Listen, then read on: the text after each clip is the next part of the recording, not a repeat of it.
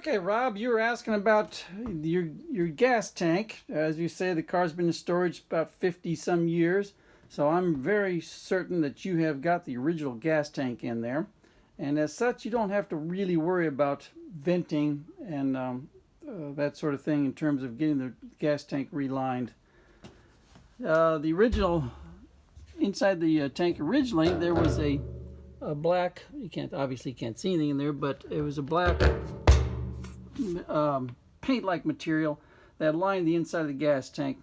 And over the years, that's going to flake off and clog up the carburetors. But as it flakes off, it leaves behind raw steel, which is going to rust. And so what you're going to do is go through the, well, you're going to take the tank out anyway, but you can look in through the fuel tank sending unit hole and with a flashlight and see what the condition of the tank is internally. If it's too rusty, it may not be worth fixing, but you and the guys doing the job will be able to determine that when you get the tank out and get it vatted to where you can strip it down and see what's going on. Now these lines are these are how the new tanks come, with these lines, so that everybody. These are designed for the later cars like 62, 63. They have external venting. Your tank will not have this, so you don't have to worry about this. And you have this port, this hole right here and this hole right here, and they're connected by an elbow. And this is not a vent as such. It just helps as you fill the tank. You can get the air to bypass here, and so you don't have this thing burping back at you when you're filling it. But you do need to keep these clear when they're doing the tank, but they're big enough that you generally don't have to worry about it. The other consideration is going to be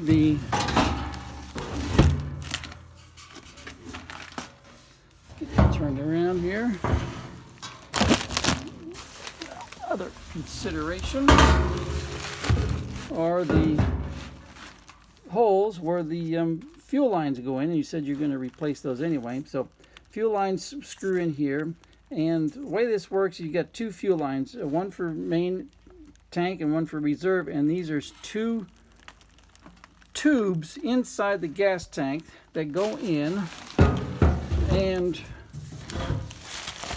you'll be able to see them at the bottom of the tank when you remove the drain plug and the filter. In fact, by this time, it's not a filter; it's a screen. It's brass with a fill plug or drain plug with a brass screen on it. And by now, I can bet you money that brass screen, which is about 3 inches tall, has dissolved and gone away. Anyway, when you remove your drain plug, you'll be able to see the two tubes inside there. And what gives you the effect of a reserve is that one tube is higher than the other. So the main pickup is slightly above the bottom of the tank, and the reserve is closer to the bottom of the tank to pull the dregs of the tank in when you're running out of fuel. And those you'll need to keep clear, obviously, but that's real easy. All you do is just shoot compressed air through here. Now, I don't know about the Renew system. I use the POR 15 system.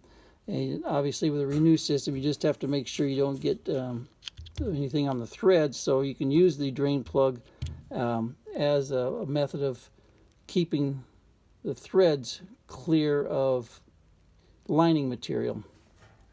But and you can also, if need be, put some. When I do the tanks, I'll put ball bearings in there and use those to slosh around and make the try to get some of the crap off the inside the tank.